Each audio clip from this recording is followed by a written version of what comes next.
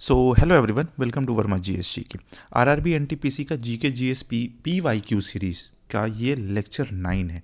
Already हम 8 lecture करा चुके हैं, ठीक है ना, जिसमें हम लोग फिजिक्स पढ़े और ज्योग्राफी से रिलेटेड बहुत सारा क्वेश्चंस को देखें और उससे रिलेटेड बहुत सारा थ्योरीज को भी जाने। ठीक है, ये लेक्चर 9 होने वाला और ये ज्योग्राफी से रिलेटेड है। ठीक है, तो कंटिन्यू करते हैं, हम लोग कंटिन्यू करेंगे क्योंकि आरआरबी एनटीपीसी का एग्ज़ाम जो होगा उसके लिए हम लोग को कंप्लीट करना भी होगा पूरा का पूरा जीके जीएस। ओके, चलिए तो स्टार्ट करते हैं। आज का क्वेश्चंस हम लोग देखेंगे किससे भाई, रॉक से, माउंटेन से, अर्थक्वेक से, ये सब चीज़ से। ठीक है, ये सब चीज़ से रिलेटेड रहेगा क्वेश्चंस। तो अगर आपका थ्योरी पूरा का पूरा कंप्लीट है तो आप इसको देख सकते हैं और इससे रिलेटेड जो कुछ भी इंपॉर्टेंट हो सकता है वो हम इसमें डिस्कस करेंगे ही करेंगे। ठीक है, चलिए तो स्टार्ट करते हैं बिना कुछ देर किए हुए। सबसे पहला क्वेश्चन क्या है? सबसे पहला क्वेश्चन है the down hill movement of rock. ठीक है, the down hill movement of rock and soil under the direct influence of gravity is called. तो क्या बोलते हैं इसको भाई? इसको बोलते हैं मास वेस्टिंग। ठीक है ना, ये मास वेस्टिंग होता है। मास वेस्टिंग क्या होता है वो समझिए। ये जो होता है ना वो मास मूवमेंट होता है, मतलब एक तरीके से बहुत ज़्यादा मात्रा में। ठीक है, जिसको हम लोग मास मूवमेंट बोल सकते हैं। मास मूवमेंट ऑफ किसका? Of rock, of soil. ठीक है ना, रॉक ऑफ सॉइल का ये बड़ा हैवी मूवमेंट होता है। एग्जाम्पल में देख सकते हैं हम लोग क्या क्या भाई। तो ये हो जाएगा रॉक फॉल्स। ठीक है, रॉक फॉल्स हो गया, फिर स्लम्स हो गया। ठीक है ना, स्लम्स हो गया, फिर डेब्रिस हो गया, है ना, डेब्रिस हो गया। और कहीं हद तक हम लोग लैंडस्लाइड भी इसमें बोल सकते हैं। हाँ, ये लैंडस्लाइड कहाँ होना चाहिए भाई? तो ये रॉक वाला और माउंटेन वाला पार्ट में होना चाहिए। तो ये ध्यान रखिएगा। नेक्स्ट क्वेश्चन से हम लोग जल्दी जल्दी क्वेश्चंस को सॉल्व करेंगे क्योंकि क्वेश्चंस का मात्रा बहुत ज़्यादा है। ठीक है, और हम एक और वीडियो प्रिपेयर कर रहे हैं जो कि वन लाइनर के लिए होगा, करंट अफेयर्स। उसमें करंट अफेयर्स का एक महीने का पूरा वन लाइनर देख लेंगे। मतलब अराउंड मान के चलिए 250-300 क्वेश्चन होगा और उसको फटाक हम लोग वन लाइनर के फॉर्मेट में जान लेंगे। ठीक है, वो एक वीडियो में बहुत पूरा अच्छा आपको क्या बोल सकते हैं, पूरा का पूरा ओवरऑल जो होता है ना, पूरा का पूरा एक महीने का आपको करंट अफेयर्स मिल जाएगा, वो भी वन लाइनर के फॉर्म में। क्वेश्चंस पढ़ेंगे, फटाक से आंसर लिखेंगे, क्वेश्चन पढ़ेंगे, फटाक से आंसर लिखेंगे। ठीक है, तो वो वीडियो भी ऑलरेडी तैयार हो चुका है, वो भी अपलोड कर दिया जाएगा। चलिए, तो ये क्वेश्चन नंबर 1 हो गया। क्वेश्चन नंबर 2 में आते हैं। नेक्स्ट है question, which of the following is not an example of rock. कौन है जो एग्जाम्पल ऑफ रॉक नहीं है? ठीक है, तो देखिए एग्जाम्पल ऑफ रॉक में कौन नहीं आएगा इसमें, जहाँ तक एक ऑप्शन लिख रहा है, एस्फाल्ट है, सिस्ट है, ग्रेनाइट है और बेसाल्ट है। ठीक है ना, इसमें जो एस्फाल्ट जो है ना वो रॉक में नहीं आता है। बाकी ये सेस्ट, ग्रेनाइट, बेसाल्ट ये सब सारा का सारा रॉक में आता है। तो ये है क्या? एस्फाल्ट है क्या? ये है ब्लैक एंड ब्राउन। ये black and brown petroleum like, ठीक है, पेट्रोलियम लाइक बोल सकते हैं, पेट्रोलियम लाइक मटेरियल होता है। ठीक है, मटेरियल। तो ये तो रॉक नहीं हुआ भाई, ध्यान में रखिएगा। और ये जो सिस्ट है, बेसाल्ट है और ग्रेनाइट होता है ना, ये रॉक होता है। और रॉक का 3 मेन कैटेगरी नॉर्मली हम लोग पढ़ते हैं। अगर रॉक पढ़ेंगे तो इसमें हम लोग 3 मेन कैटेगरी पढ़ते हैं। तो कौन कौन सा 3 मेन कैटेगरी है भाई? तो 3 मेन कैटेगरी हो जाता है हमारा कौन कौन? एक हो जाता है सेडिमेंटरी रॉक, है ना, सेडिमेंटरी रॉक हो गया। एक होता है इग्नियस रॉक। ठीक है ना, अगर आप रॉक के बारे में पढ़े हो तो आपको पता चलेगा। ठीक है, मेटामॉर्फिक रॉक। ठीक है, मेटामॉर्फिक रॉक। हम कोशिश करेंगे कुछ कुछ जो टॉपिक जो बहुत ज़्यादा इंपॉर्टेंट होता है ना उसके लिए एक पर्टिकुलर वीडियो बना देने का। जैसे रॉक हो गया, सॉइल हो गया। ठीक है, एक पर्टिकुलर वीडियो रहेगा तो आपको एक छोटा सा वीडियो में 5 मिनट 7 मिनट का वीडियो में पूरा का पूरा ओवरऑल एक होलिस्टिक फॉर्म आपको मिल जाएगा, ताकि आपको कोई प्रॉब्लम ना हो समझने में कोई भी तरह का। और वो सारा का सारा रहेगा रिटन फॉर्मेट्स में, जो अब हैंड से हाथ से लिखेंगे हम नॉर्मली जैसे लिखते हैं। ठीक है, और या तो फिर हो सकता है टाइप कर देंगे अपने तरीके से, आपको वो हैंड रिटन वाला ही फीलिंग आएगा, है ना। चलिए नेक्स्ट क्वेश्चन में आते हैं। नेक्स्ट क्वेश्चन है what is an aquifer. Aquifer क्या होता है? तो ये ध्यान में रखिएगा, एक्वीफर क्या होता है? Pockets of fresh water trapped in sandy beds in a desert, water that flows through natural channels in a estuary, sheets of frozen water found in rocky caves at high altitude and water stored underground between layers of hard rock। तो हमारा answer कौन सा हो जाएगा? ये, but water stored underground between layers of hard rock. Aquifer होता क्या है? देखिए, एक्वीफर जो होता है ना, एक्वीफर के बारे में पढ़ लेते हैं। ये होता है body of rock, body of rock saturated with saturated होता है, स्पेलिंग थोड़ा सा देखिएगा और कुछ नहीं, सैचुरेटेड विथ ग्राउंड वाटर, ठीक है, ग्राउंड वाटर, ठीक है, ये ध्यान में रखिएगा। और वाटर जो स्टोर्ड होता है ना वो underground between layers of hard rock, ये ध्यान में रखिएगा। तो ये हमारा आंसर हो गया। Next, the term Panthalassa, Panthalassa है, is related to which of the following. तो पैंथालाजन किससे रिलेटेड है भाई? ओशियन से रिलेटेड है, ठीक है ना। पैंथालाजन है क्या, सो देखिए, एक्चुअली ना एक सुपर ओशियन था, इसको सुपर ओशियन में बोला जाता है, ठीक है, सुपर ओशियन, ठीक है। इसका एक्चुअल नाम क्या था? पैंथालाजा, पैंथालाजा, ठीक है।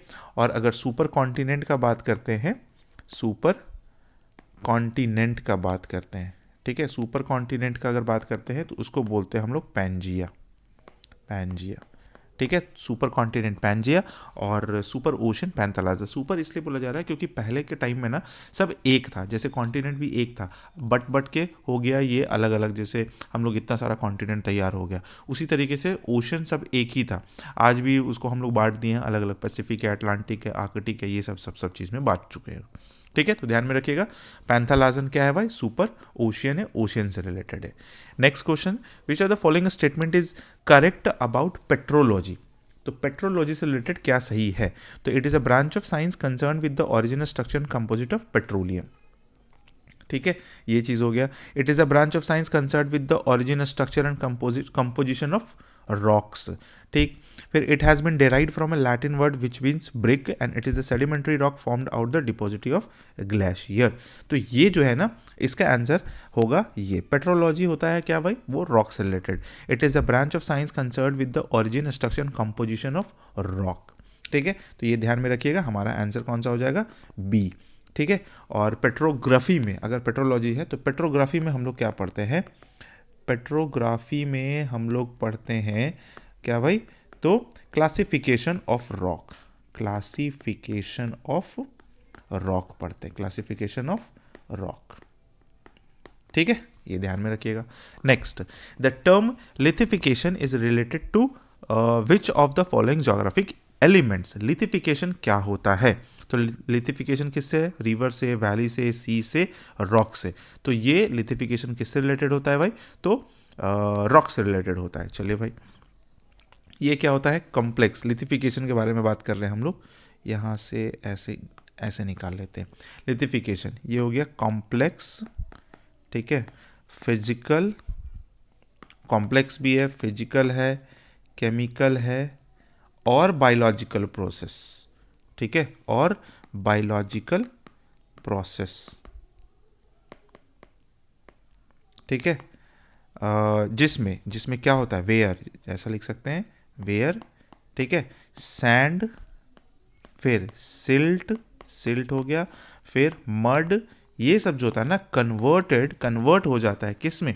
सॉलिड रॉक्स में, सॉलिड रॉक्स में, ये ध्यान रखिएगा, है ना। ये सब, इसी को हम लोग क्या बोलते हैं? लिथिफिकेशन बोलते हैं। नेक्स्ट में आते हैं। नेक्स्ट में क्वेश्चन क्या है भाई? Which mineral are deposits are formed by the decomposition of wide variety of rocks rich in aluminium silicate. तो एल्यूमिनियम सिलिकेट से क्या हो जाएगा भाई? तो देखिए, एल्यूमिनियम किससे? हम लोग को डायरेक्टली ये सब मेटल्स नहीं मिलता है क्रस्ट से, हम लोग को मिलता है ओर के फॉर्म में। तो एल्यूमिनियम सिलिकेट अगर चाहिए तो हमको एल्यूमिनियम चाहिए होगा, और एल्यूमिनियम किस ओर से मिल जाता है? That is from bauxite. तो एल्यूमिनियम हम लोग को बॉक्साइट से मिल जाता है, तो हमारा आंसर कौन सा हो गया? Bauxite is the right answer. ध्यान में रखना है इस चीज को, बॉक्साइट ओर्स होता है, ठीक है, बॉक्साइट ओर्स होता है। और बहुत तरह का प्रोसेस के बाद, ठीक है, बहुत तरह का प्रोसेस के बाद क्या होता है? ये बॉक्साइट से हम लोग को एल्यूमिनियम मिल जाता है। तो एल्यूमिनियम ऐसा नहीं कि 10 किलो बॉक्साइट निकाले तो 10 किलो एल्यूमिनियम मिल जाएगा, नहीं, 10 किलो बॉक्साइट निकाले तो हो सकता है उसमें से हमको सिर्फ 1% मिले, 2% मिले, ठीक है। चलिए भाई, नेक्स्ट में आते हैं। Which type of rocks are granite rocks. Granite rocks कैसा टाइप का रॉक्स होता है? सेडिमेंट्री होता है, इग्नियस होता है, सिस्ट रॉक होता है, मेटामॉर्फिक रॉक होता है। तो जो ग्रेनाइट रॉक्स होता है ना, वो होता है हमारा इग्नियस रॉक, ठीक है। इग्नियस रॉक क्या हो गया? ये लाइट कलर्ड ग्रेन होता है, ठीक है ना। ग्रेन करने का मतलब दाना दाना टाइप का होता है, ठीक है, लाइट कलर ग्रीन। ये ग्रेनाइट देखते होंगे घर में ना, किचन वगैरह का जो स्लैब होता है ना वो इसी से बनाया जाता है, अच्छा लगता है देखने में। हाँ, और ये किस चीज़ से बना हुआ होता है, अगर ग्रेनाइट के बारे में बात करते हैं तो ग्रेनाइट में अगर होता क्या है कंपोजिशन उसका, मेनली क्वार्ट्ज से बना हुआ होता है, ठीक है, क्वार्ट्ज से, एंड एल्कली एल्कली फेल्स पर बोल सकते हैं, फेल्स पर, ठीक है ना, फेल्स पर, है ना, ध्यान में रखिएगा, एल्कली फेल्स पर, विथ, ऐसा बोल सकते हैं with minor amount of mica, with कुछ सम माइका भी होता है, minor amount of mica and other minerals, है ना। तो माइका की वजह से भी इसमें थोड़ा सा क्या होता है, ये थोड़ा सा चमक होता है, थोड़ा सा ग्लिटरिंग टाइप का करता है, ग्लिटर टाइप का होता है, तो ध्यान में रखिएगा, इग्नियस रॉक। नेक्स्ट क्वेश्चन है, which of the following is a type of sedimentary rocks, कौन है जो इसमें सेडिमेंट्री रॉक्स है। तो सेडिमेंट्री रॉक्स कौन कौन सा होता है भाई, तो सेडिमेंट्री रॉक्स में हमारा सैंडस्टोन आता है, लाइमस्टोन आता है, ये सब। तो यहाँ हमारा हो गया सैंडस्टोन, ठीक है, सेडिमेंट्री स्टोन। सेडिमेंट्री में हमारा कौन कौन सा आता है भाई, तो सैंडस्टोन होगा, ठीक है, सैंडस्टोन हो गया, फिर लाइमस्टोन हो गया, ये सब आ जाएगा। अगर हम इग्नियस का बात करते हैं तो, है ना, अगर इग्नियस का बात करते हैं तो ग्रेनाइट आ जाएगा, फिर बेसल्ट आ जाएगा, है ना, बेसल्ट आ जाएगा, ये सब चीज़। अगर हम बात करते हैं मेटामॉर्फिक का, है ना, मेटामॉर्फिक का बात करते हैं तो इसमें आ जाएगा सिस्ट आ जाएगा, है ना, फिर स्लेट आ जाएगा, फिर मार्बल आ जाएगा, ये सब आ सकता है इसमें। ओके, नेक्स्ट में आते हैं। The quartzite is a dash type of rock, quartzite किस टाइप का रॉक होता है, तो क्वार्टजाइट क्या होता है भाई, तो मेटामॉर्फिक रॉक्स होता है, मेटामॉर्फिक रॉक्स होता है। क्वार्टजाइट का कलर क्या होता है भाई, तो क्वार्टजाइट का कलर होता है, अगर प्योरेस्ट फॉर्म में देखा जाए तो ये ब्राउन होता है, अगर प्योर फॉर्म में देखा जाए। और ऑफन जो हम लोग जो अक्सर जो यूज़ करते हैं, यूज्ड ऑफन या ऑफन यूज्ड में अगर देखा जाए तो ये पिंक एंड रेड कलर में होता है, पिंक एंड रेड, ठीक है, पिंक एंड रेड। और ये किस वजह से होता है, ड्यू टू हेमेटाइट, है ना, हेमेटाइट। हेमेटाइट क्या होता है भाई, एक आयरन ओर है, केमिस्ट्री में ये सब चीज़ हम लोग पढ़ेंगे, आयरन ओर है। नेक्स्ट में आते हैं, सॉरी, हाँ, नेक्स्ट में आते हैं। The downfold in a rock is known as an syncline, backline, फिर एंटीक्लाइन और क्रेस्ट लाइन। तो डाउनफोल्ड इन अ रॉक, इसको क्या बोलते हैं भाई, हम लोग बोलते हैं सिंक्लाइन, ठीक है, ये क्या हो जाएगा, सिंक्लाइन। अब सिंक्लाइन में क्या होता है वो हम लोग समझ लेते हैं, सिंक्लाइन, ठीक है, ये होता है डाउनवर्ड फोल्ड। और जब टेक्टोनिक प्लेट्स एक दूसरे से जब टकराता है ना, टेक्टोनिक प्लेट्स, ठीक है, टेक्टोनिक प्लेट्स, ऐसे बोल सकते हैं, tectonic plates move towards each other, है ना, मूव टूवर्ड्स ईच अदर, एक दूसरे के तरफ आता है, ईच अदर, ठीक है। और जिसकी वजह से क्या होता है भाई, compressing the crust, crust compress हो जाता है, क्रस्ट कंप्रेस होगा, ठीक है, and forced it to upward, and force it to upward, upward की तरफ आ जाएगा, ठीक है। तो ये ध्यान में रखना है सिंक्लाइन क्या होता है। नेक्स्ट है, rocks which have solidified from molten magma are called, है ना, वैसा रॉक्स जो मोल्टेन मैग्मा के सॉलिडिफाइड होने की वजह से बनता है उसको हम लोग क्या बोलते हैं, उसको हम लोग बोलते हैं इग्नियस रॉक, ठीक है, इग्नियस रॉक, ये होता है सॉलिडिफाइड से। अच्छा, ये हार्डर होता है, बहुत ज़्यादा हार्ड होता है, हार्डर, और ग्रैनुलर भी होता है, ठीक है ना, ग्रैनुलर, ठीक है, ग्रैनुलर करने का मतलब दाना दाना भी हो सकता है। एग्जाम्पल में क्या क्या बोल सकते हैं, एग्जाम्पल में बोल सकते हैं, एक है गैब्रो, है ना, फिर है ग्रेनाइट, है ना, ग्रेनाइट हो गया, फिर है बेसल्ट, है ना, बेसल्ट, ये सब क्या है, इग्नियस रॉक के कैटेगरीज में आता है। ओके, चलो भाई, अब बात कर लेते हैं थोड़ा सा मेटामॉर्फिक रॉक का। मेटामॉर्फिक रॉक क्या होता है, मेटामॉर्फिक इसी में समझ लेते हैं, है ना। जब इग्नियस और सेडिमेंट्री रॉक चेंज कर जाता है ड्यू टू इंटेंस हीट और प्रेशर, है ना। तो इग्नियस एंड सेडिमेंट्री, INS लिख दिए, sedimentary change due to heat and pressure, intense heat and pressure, ठीक है, इसी को बोलते हैं। इसमें कौन कौन सा आ जाएगा भाई, तो मार्बल हो गया मेटामॉर्फिक में, मार्बल भी आ जाएगा, फिर हमारा सिस्ट भी आ जाएगा, ठीक है, स्लेट आ जाएगा, मार्बल सिस्ट स्लेट, है ना, ये सब सारा चीज़ आ जाएगा, मेटामॉर्फिक में आएगा। सेडिमेंट्री लेयर्स में नहीं, ये हम उल्टा कर दिए, थोड़ा सा ध्यान में रखिएगा, ये मार्बल इसमें नहीं आएगा, ये सब आ जाएगा तुम्हारा आपका सेडिमेंट्री रॉक्स में, है ना। इसमें कौन कौन सा आएगा, इसमें आएगा हमारा लाइमस्टोन, सैंडस्टोन, कांग्लोमरेट, चॉक, ये सब चीज़ आएगा, उल्टा बोल दिए थे, लाइमस्टोन, सैंडस्टोन, है ना, ये सब चीज़ इसमें आएगा। और अगर सेडिमेंट्री रॉक्स में देखते हैं, सेडिमेंट्री जिसमें लेयर्स फॉर्मेशन होता है ना, जिसमें क्या फॉर्मेशन होता है, लेयर्स का फॉर्मेशन होता है, और उसी लेयर को हम लोग क्या बोलते हैं, स्ट्राटा बोलते हैं, ठीक है, स्ट्राटा। और जो हमेशा मतलब जो एक्सपोज्ड क्लिफ होता है ना, मतलब जो क्लिफ बाहर निकल जाता है, पहाड़ी वाड़ी माउंटेन जो देखते हैं हम लोग चोटी टाइप का, उसी में हम लोग को नॉर्मली दिखता है ये, ठीक है। और इसमें एग्जाम्पल्स में आ जाएगा हमारा क्या, मार्बल हो जाएगा, फिर स्लेट हो जाएगा, ये सब चीज़ इसमें आ जाएगा, ठीक है, तो ध्यान में रखिएगा। नेक्स्ट में आते हैं, granite is an example of metamorphic rock, sedimentary rocks और इग्नियस रॉक और आर्टिफिशियल स्टोन। तो ग्रेनाइट अभी हम लोग किस में पढ़े थे भाई, तो इग्नियस रॉक में, ये बन गया हमारा इजिली आंसर, ठीक है। नेक्स्ट में, name the rock in which calcium present as a main mineral component, ठीक है। तो किस में होता है कैल्शियम, तो एक कार्बोनेट रॉक जो होता है ना, कार्बोनेट रॉक, उसमें होता है कैल्शियम ज़्यादा करके, है ना।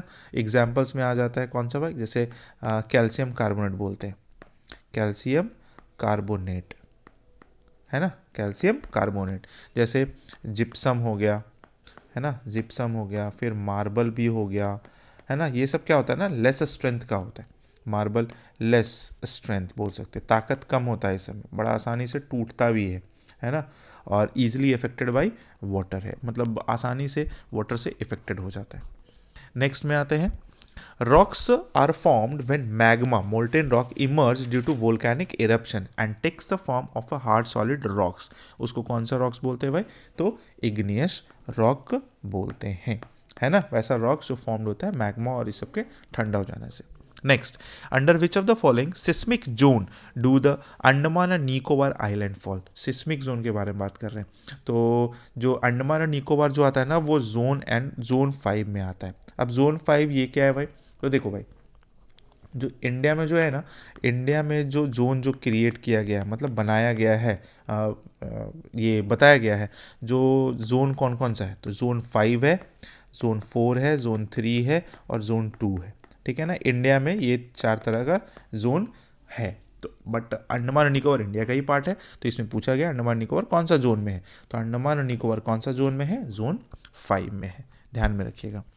नेक्स्ट है, the destructive form of tsunami also called seismic sea waves are usually caused by the earthquake having, है ना, अर्थक्वेक हैविंग, तो किस में होगा भाई, तो डिस्ट्रक्टिव फॉर्म किस में हो जाएगा भाई, सबसे ज़्यादा जो होता है ना, वो मैग्नीट्यूड ग्रेटर देन 7.5। अगर ये हो गया ना, जैसा कि भुज में आया था 2000 में, ठीक है ना, भुज में, गुजरात है ना, गुजरात में जो आया था 2000 में आए थे, है ना, तो इसमें 2000 में जब आया था ना, तो वो 8.3 का था, जो बहुत ही ज़्यादा नुकसान देके गया था, तो ये हो गया बहुत ज़्यादा, है ना। अगर हम बात करते हैं कुछ रेंज का, जैसे 4 से 5 तक का है, तो ये वाला लाइट रेंज होता है, लाइट कहने का मतलब हल्का होता है, चलो ठीक ठाक है। 5 वाला मॉडरेट हो गया, है ना, मॉडरेट हो गया, और 2 3 वाला एकदम लाइट होता है, ये रेयरली फेल्ट किया जाता है, रेयरली फेल्ट, ठीक है, ये चीज़ है, ध्यान में रखिएगा। बहुत ही ज़्यादा डिस्ट्रक्टिव होता है, और जब ऐसा करके कुछ वेव आता है ना, तो इसमें जो वेव जो जनरेट होता है ना, तो बहुत ही लेंदी वेव्स बनता है, ठीक है ना, वेव्स बनता है, बहुत दूर दूर तक वेव जाता है ना, जैसा कि ओशन बेड्स ये सब में आ जाता है, तो सुनामी ही रखा हुआ है। फिर नेक्स्ट में आते हैं, which of the following is the study of vibration with in earth. Study of vibration किस में पढ़ते हैं भाई, तो सिस्मोलॉजी में पढ़ते हैं। स्टडी ऑफ वाइब्रेशन सिस्मोलॉजी में पढ़ते हैं, वो ध्यान में रखिएगा। स्ट्रांगली फॉर अर्थक्वेक्स, मतलब of earthquakes and seismic waves के बारे में, सिस्मोलॉजी सिस्मिक वेव्स। नेक्स्ट में earthquake that produced due to the sliding of rocks along a fault plane are known as, ठीक है ना, earthquake that produced due to the sliding of rocks के sliding के through, तो ये कौन सा हो गया भाई, टेक्टोनिक अर्थक्वेक हो गया।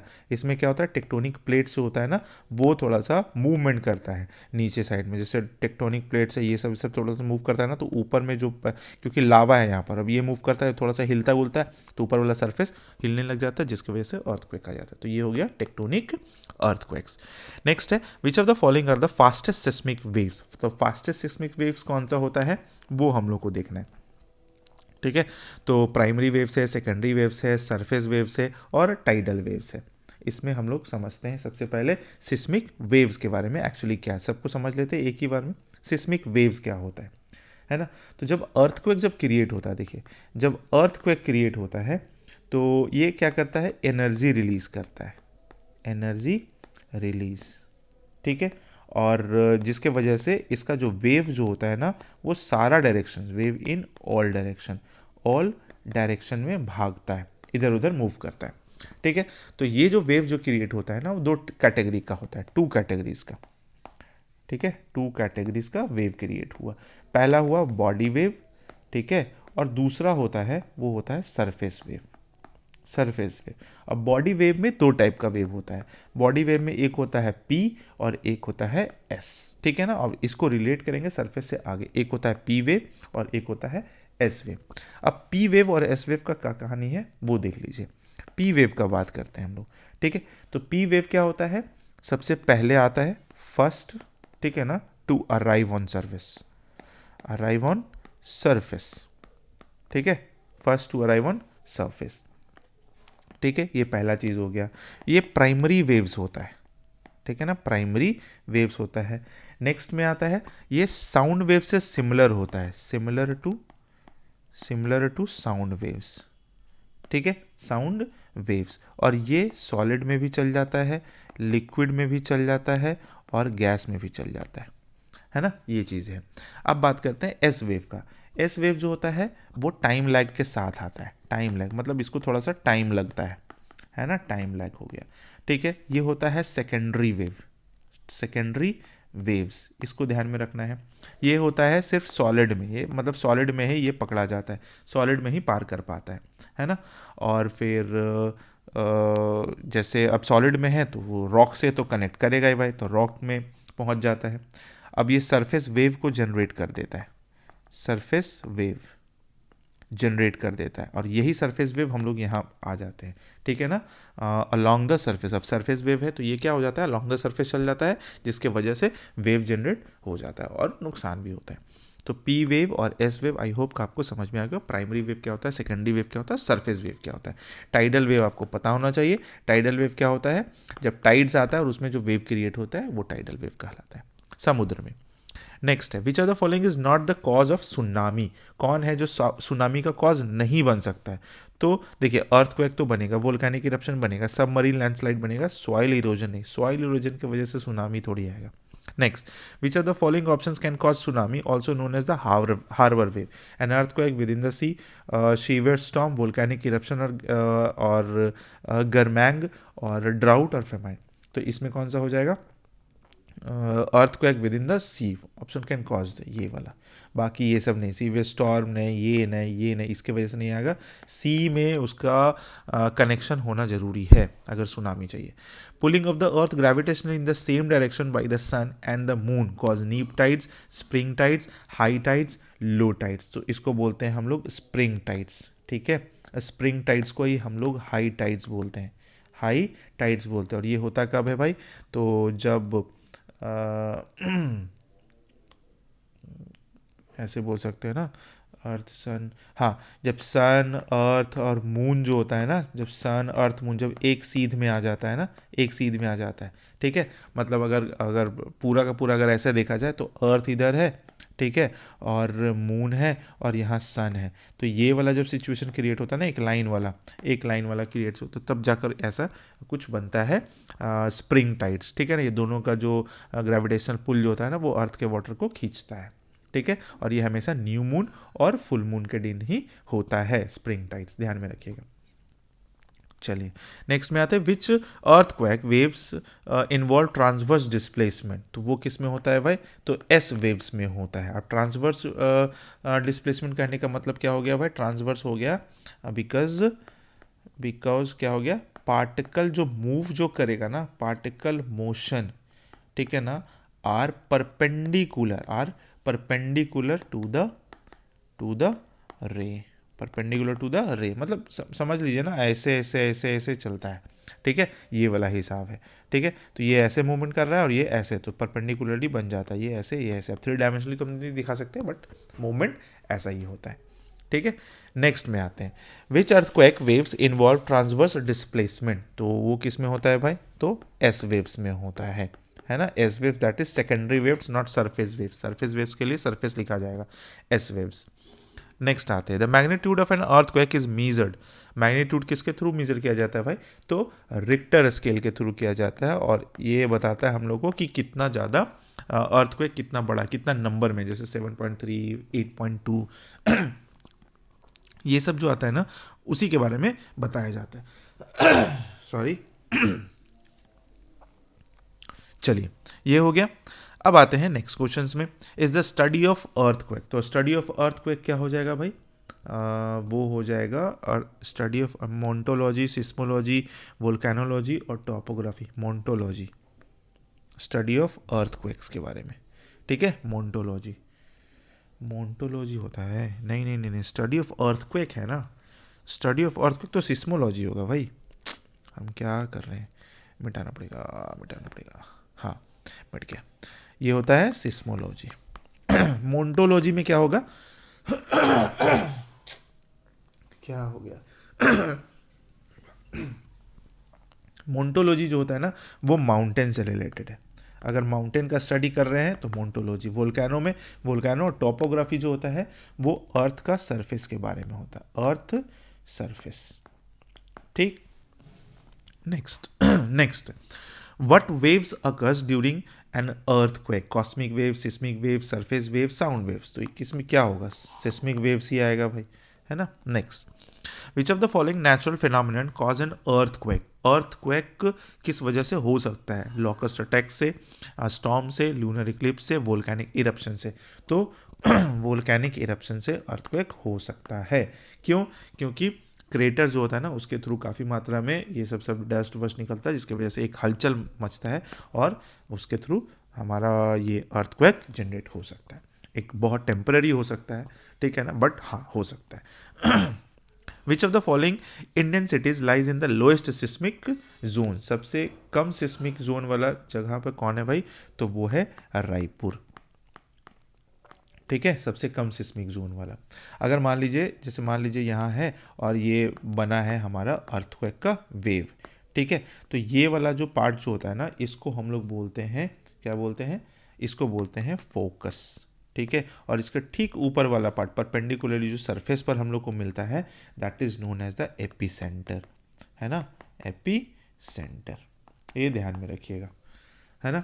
अच्छा, जो रायपुर जो है ना, वो तो अच्छा, ये तो हम लोग देख ही लिए कि सबसे लोएस्ट सिस्मिक जोन में आता है। जोन का बात करते हैं तो 2 हो गया, 3 हो गया, 4 हो गया और 5 हो गया। 5 सबसे ज़्यादा वाला हो गया और 2 सबसे कम वाला हो गया। ठीक है, ये सबसे ज़्यादा और वो सबसे कम वाला हो गया। हिंदी में लिख दिए, which of the following is a warning sign of tsunami, stormy weather, shower, water falling back quickly from the beach. ये वाला होगा। ठीक है ना, बीच वगैरह में पानी अचानक से पीछे चल गया, है ना, अचानक से पीछे चल गया और उसके बाद जब आएगा ना, बड़का हैवी वेव लेकर आएगा। तो ये हो गया हमारा answer. Next, what is the cause of an earthquake. Earthquake का कॉज क्या हो सकता है, ग्लोबल वार्मिंग नहीं, पॉपुलेशन ग्रोथ नहीं, अंडरग्राउंड न्यूक्लियर एक्सप्लोजन टेस्ट नहीं, motion of tectonic plates yes, the motion of tectonic plates. Next, the estimation of a probable earthquake is not based on depending the movement of plates within Earth, on the basis of fault zone, depending on the position of planets, on the basis of earthquake history. तो not depending upon the position of planets, इस पर से नहीं होगा, ये सब पर तो होगा ना भाई, फॉल्ट जोन होगा, अर्थक्वेक हिस्ट्री होगा, डिपेंडिंग द मोमेंट ये होगा, बट इस पर नहीं होगा। ये प्लैनेट्स का पोजीशन ऑफ प्लैनेट से क्या मतलब बनता है इसका। The name of the active volcano in India, name of the active volcano, ये है बैरन आइलैंड। बैरन आइलैंड जो हमारा अंडमान सी में मिलता है, ये अंडमान सी में हमको मिलेगा, ठीक है, अंडमान सी में, अंडमान सी, ठीक है ना। ये ओनली है किस में भाई, तो साउथ एशिया में। अगर साउथ एशिया का बात करते हैं ना, तो साउथ एशिया में एक्टिव वोल्केनो यही है। और ये किसका भाई, ये पार्ट है, part of Andaman and Nicobar, Andaman and Nicobar island, ठीक है। चलिए भाई नेक्स्ट आते हैं, which island is the only active volcano in India, that is Barren. अभी हम लोग पढ़ लिए, शिफ्ट वाइज हुआ होगा, एनटीपीसी के एग्जाम में पूछा गया। इन अफ्रीका किलिमंजारो इज, तो माउंट किलिमंजारो क्या है, the longest river, the biggest grassland, the dense forest and volcanic mountain, ये वोल्केनिक माउंटेन है, ठीक है ना। ये किलिमंजारो अफ्रीका में ही है, ये तो सबको पता है। और ये एक्चुअली कहाँ है भाई, तंजानिया में, ठीक है, तंजानिया में। अगर देखा जाए तो ये हाईएस्ट इन अफ्रीका है, ठीक है, highest in Africa, highest in Africa, है ना। और अगर सिंगल फॉर्म में देखा जाए ना, सिंगल फ्री स्टैंडिंग में, सिंगल फ्री स्टैंडिंग, एकदम स्टीप खड़ा जो फ्री स्टैंडिंग में, तो वर्ल्ड में आता है नंबर 1 में, वर्ल्ड्स नंबर 1, ठीक है, ये ध्यान में रखिएगा। अच्छा, वोल्केनिक जो होता है ना, वोल्केनिक जोन्स जो बनता है, 3 वोल्केनिक जोन्स है यहाँ पर, हाँ, वोल्केनिक कोन्स बना हुआ है, जो कि है क्या क्या था ध्यान नहीं है, 3, एक कीबो था, ये सब समथिंग वगैरह, खैर उतना हमको जानने का ज़रूरत नहीं। वोल्केनिक माउंटेन, चलिए ठीक है, किलिमंजारो के बारे में जान लिए। अच्छा, इसका हाइट बता देते हैं। किलिमंजारो का जो हाइट जो था ना, वो था 5895। अच्छा, मेरे को याद आ गया तो बता ही देते हैं। वोल्केनिक माउंटेन जो है ना, इसका 3 वोल्केनिक कोन्स बना हुआ है, ठीक है ना, 3 वोल्केनिक कोन्स है। एक का नाम है कीबो, है ना, कीबो याद में रखिएगा। दूसरा का नाम है मावेंजी, ठीक है, मावेंजी। और तीसरा का नाम है शीरा, ठीक है ना। If I am not wrong, हमको लगता है कि यही है, ठीक है ना, शीरा है, शूरा है, शीरा ही है आई थिंक सो मेरे हिसाब से, ठीक है। नेक्स्ट आते हैं, which of the following is not a volcano, mount Etna, mount blank, Cotopaxi और माउंट विसूबियस। तो ये जो है ना, माउंट ब्लैंक जो है ना, वो हमारा वोल्केनो नहीं है, ये हाईएस्ट माउंटेन है, ठीक है ना, ये माउंटेन है इन अल्प्स, ठीक है ना, एंड वेस्टर्न यूरोप का, वेस्टर्न यूरोप का हाईएस्ट में, ठीक है, हाईएस्ट में। माउंट एटना कहाँ है भाई, तो माउंट एटना है इटली में, ठीक है, इटली में। कोटोपैक्सी कहाँ है, कोटोपैक्सी है इक्वाडोर में, इक्वाडोर में। और माउंट विसुबियस कहाँ है भाई, ये भी इटली में, ठीक। नेक्स्ट में आते हैं, which of the following statement is not correct about the Pacific ring of fire. तो पैसिफिक रिंग ऑफ फायर से रिलेटेड कौन है, it's length is approximately 40,000 kilometre. हाँ भाई चलो, ये है। 75% of earth volcano are located along the ring of fire. The Pacific ring covers the eastern source of the North America and South America. जो सही नहीं है वो पूछा जा रहा है, it is a belt of active volcano. तो ये इसमें it's a length of approximately 40,000 kilometre, 40,000 kilometre है भाई, ये तो सही है। 75% है, the Pacific ring covers the eastern source of the North America and South America. पहले देखते हैं पैसिफिक, इसके बारे में समझ लेते हैं पैसिफिक रिंग क्या है, ठीक है ना। ये है क्या बोल सकते हैं, सरकमफेरेंस पैसिफिक बेल्ट तो है ना। और ये forms horse shoes around rims and the Pacific ocean भी है। Western coast of South and North America भी है। इसमें बन जाएगा हमारा the Pacific rim covers the eastern, so 75% of earth volcano are located along the ring of fire. It's not correct about the Pacific Ring of Fire. Its length is approximately 40,000 kilometre, ठीक है। 75 the Pacific rim covers the belt of active volcano, ये गलत है, बाकी सब सही है ना।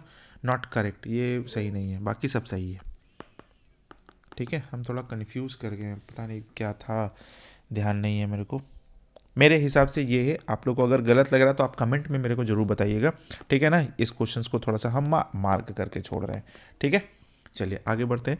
विच of the following option is a volcanic mountain? Volcanic mountain कौन सा है? वोल्केनिक माउंटेन हमारा फुजियामा वोल्केनिक माउंटेन, ठीक है, फुजियामा ही है।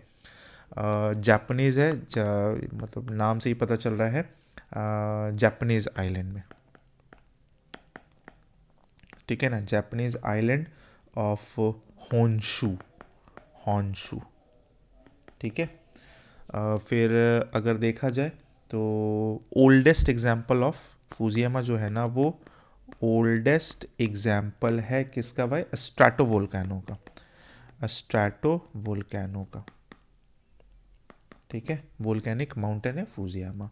नेक्स्ट आते हैं, which of the following is a dormant volcano? Dormant volcano क्या होता है भाई?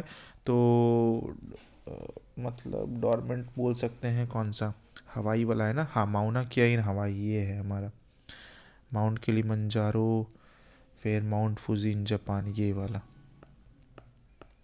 डॉर्मेंट वोल्केनो यही है। ये तो एकदम एक्टिव है, ये भी है, ये भी एक्टिव है, ठीक है, माउंट किया इन हवाई। मतलब इसको डॉर्मेंट इसलिए बोला जाता है कि मतलब ऐसा बोल सकते हैं कि एक्सटिंक्ट तो नहीं हुआ है, बट जो रिसेंटली हिस्ट्री में कुछ कुछ उसमें इरप्शन हुआ है, मतलब उससे कुछ डस्ट, आग, लावा ये सब निकला है, इसलिए उसको बोल सकते हैं डॉर्मेंट, मतलब स्थिर है, चुपचाप बैठा हुआ है। तो पॉसिबली है कि वो बाद में जाकर थोड़ा सा एक्टिव हो जाए, और नहीं होता है तो ऐसे धीरे धीरे ख़त्म भी हो जाएगा, मे बी इरप्टिव फ्यूचर, ठीक है। नेक्स्ट में आते हैं, which active volcano is known as the lighthouse of the Mediterranean? Lighthouse कौन सा भाई? तो स्ट्रॉम्बोली, स्ट्रॉम्बोली, ठीक है, माउंट एटना नहीं, कोटोपैक्सी नहीं, माउंट वेसुवियस नहीं, ये हो गया स्ट्रॉम्बोली। इसको बोला जाता है लाइट हाउस ऑफ मेडिटेरेनियन, ध्यान में रखिएगा। एक्टिव वोल्केनो ऑफ इटली, ये है, एक्टिव वोल्केनो भी है, एक्टिव वोल्केनो ऑफ कहाँ का भाई? तो इटली का, ठीक है, इटली। और ये कौन सा आइलैंड पर है भाई? तो लीपरी, लीपरी आइलैंड, ठीक है, लीपरी आइलैंड। नेक्स्ट में, which is the largest volcano present on the earth? Largest volcano कौन सा है? तो ये है टामू मैसिफ, ठीक है ना, याद रखिएगा, एकदम एकदम दिमाग में डाल लीजिए। लगभग इसका अगर एरिया देखा जाए ना, तो 1,20,000 स्क्वायर माइल्स का है, ठीक है, स्क्वायर माइल्स का है। और अगर इसके बारे में देखा जाए, ओजोस डे सलाडो, ये वर्ल्ड्स हाईएस्ट हो जाएगा, ठीक है, वर्ल्ड्स हाईएस्ट हो जाएगा ये, है ना। ये अफ़गानिस्तान, अफ़गानिस्तान नहीं, सॉरी, अफ़गानिस्तान बोलते हैं, अर्जेंटीना, अर्जेंटीना और चाइना के border, Argentina and China border पर, ठीक है, ये वाला ओजोस डे सलाडो। अगर हम बात करते हैं माउना, माउना लोआ का, तो ये हवाई आइलैंड में है, हवाई आइलैंड में हो गया ये। और माउंट वेसुवियस जो है वो इटली में है, तो बस इडली डोसा खाइए। 90 east ridge which is an inter state volcano located in the ocean? कौन सा ओशन में है? ये इंडियन ओशन में है, ठीक है, ये इंडियन ओशन में है। 90 ईस्ट रिज, ध्यान में रखिएगा, इंडियन ओशन में है ना। अगर आप देखा जाए तो ये ईस्टर्नली हेमिस्फीयर में जो 90 डिग्री मेरिडियन है ना, उसके पैरेलल है, बट उतना लोकेशन चलो ठीक है। The active Mount Saint Helena volcanic island is located in, ये कहाँ है भाई? तो ये है यूएसए में, यूएसए में, है ना। मायोकामा माउंटेन्स ऑफ कैलिफोर्निया, मायोकामा माउंटेन्स, ठीक है ना, इन कैलिफोर्निया, ठीक।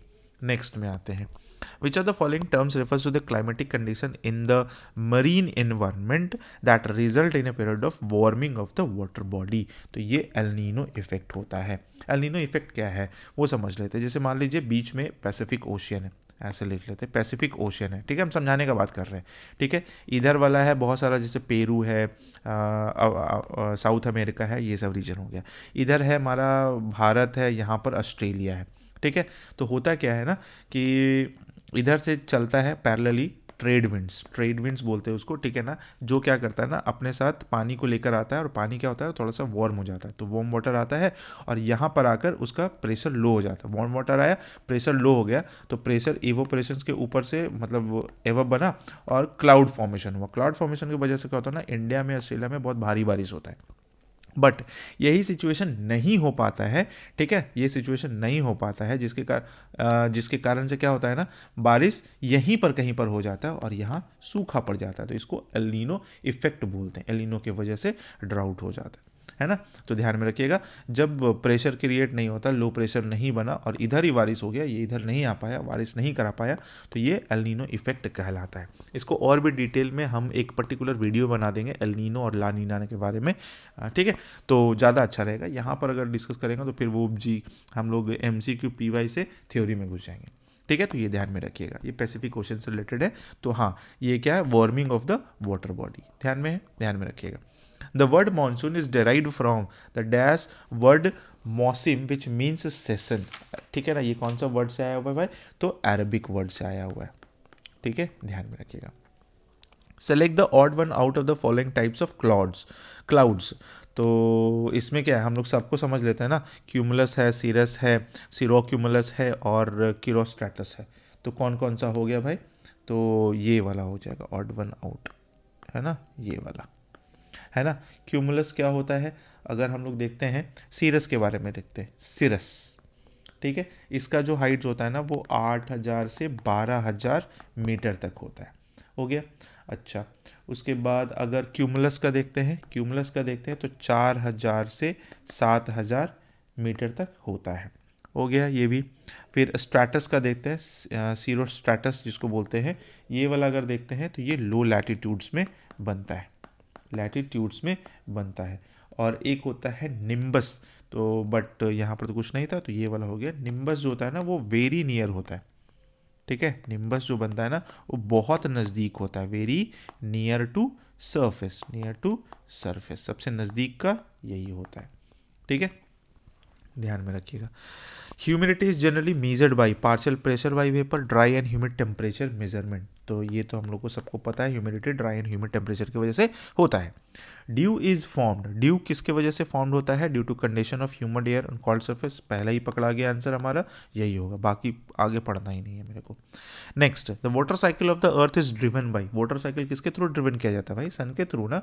वाटर साइकिल होता है, इवोपरेशन होता है, फिर ऊपर जाता है, फिर वो कंडेंस होने के लिए आगे बढ़ता है, विंड उसको लेके जाता है, फिर टेम्परेचर लो होता है, लो होने की वजह से पानी फिर नीचे गिरता है प्रेसिपिटेशन के फॉर्म में। ये सब सारा चीज़ ऐसे ऐसे साइकिल चलते रहता है, ठीक है। चलो भाई, any form of the water which fall from the cloud is called, ठीक है ना, इसको क्या बोलते हैं, प्रेसिपिटेशंस। किसी भी फॉर्म ऑफ वाटर, सिर्फ बारिश होता है तो उसको रेन बोलते हैं, लेकिन किसी भी फॉर्म ऑफ वाटर का कोई चीज़ ऊपर नीचे गिरता है तो उसको हम लोग प्रेसिपिटेशन का नाम देते हैं। इवेपोरेशन आपको पता है, कंडेंसेशन पता है, ट्रांसपीरेशन आपको पता है। ट्रांसपीरेशन क्या हो गया, प्लांट के थ्रू जो होता है ना, लीव्स के थ्रू जो सांस लेना देना, वो तो बायोलॉजिकल टर्म हो गया एक तरीके से, समझ लीजिए। कंडेंसेशन हो गया, कंडेंस कर रहा है, जैसे प्रेशर कुकर सीटी मारता है, अगर हाथ हम लोग रख देते हैं सीटी के पास में तो हम लोग का हाथ भीग जाता है। चाहे गरम चाय है, उसके प्याली के ऊपर अगर हाथ रखते हैं तो हमारा ये हाथ भीग जाता है, तो कंडेंसेशन की वजह से। इवेपोरेशन हो गया, प्रेशर लो होता है, ऊपर बढ़ता है और फिर वो इवेपोरेट हो जाता है टेम्परेचर के वजह से। which is main factor which provides rainfall in winter to the northwest part of country। तो ये होता है वेस्टर्न डिस्टर्बेंस। वेस्टर्न डिस्टर्बेंस की वजह से ही क्या होता है भाई, north west part of the country में प्रोवाइड्स रेनफॉल होता है इन विंटर सीजन में रेनफॉल होता है वेस्टर्न डिस्टर्बेंस की वजह से, ठीक है। तो क्वेश्चन खत्म हो गया, लगभग 50-51 क्वेश्चंस तो हो गया, नंबरिंग नहीं किया हुआ था, 50-51 क्वेश्चंस अप्रोक्सीमेटली हो गया, हमको ध्यान में है ना। तो आई होप कि आपको ये क्वेश्चंस और इससे रिलेटेड जो भी हम थ्योरी थोड़ा बहुत बताया उससे भी आप ये 50 क्वेश्चंस का हमको लगता है 100 क्वेश्चंस हो गया होगा, है ना, क्योंकि ऑप्शंस में भी बहुत सारा चीज़ ऐसा होता है जो हम आपको डिस्कस कर देते हैं, आपको बता देते हैं। ओके, तो आई होप कि आपको वीडियो अच्छा लगा है, ठीक है। जिस हिसाब से आप वीडियो को देख रहे हैं, चैनल को देख रहे हैं, हम थोड़ा सा सेटिस्फाइड है कि चलो ठीक है, आप लोग को पसंद आ रहा है, इसलिए आप लोग वीडियोज़ को देख रहे हैं। तो बस ऐसे ही आप थोड़ा सा भरोसा दिखाइएगा, हम आपके भरोसे पर खरा उतरने का पूरा का पूरा कोशिश करेंगे। ठीक है, चलिए तो अब मिलते हैं नेक्स्ट वीडियो में और क्वेश्चंस के साथ और जीके जीएस के पीवाईक्यू सीरीज के साथ। ठीक है ना, वन लाइनर है, करंट अफेयर, सबका वीडियो तैयार हो रहा है। ठीक है, वो सब आपको मिलने लग जाएगा बहुत जल्दी फटाक से, है ना। चलिए मिलते हैं नेक्स्ट वीडियो में, तब तक के लिए thank you so much, take care, bye bye.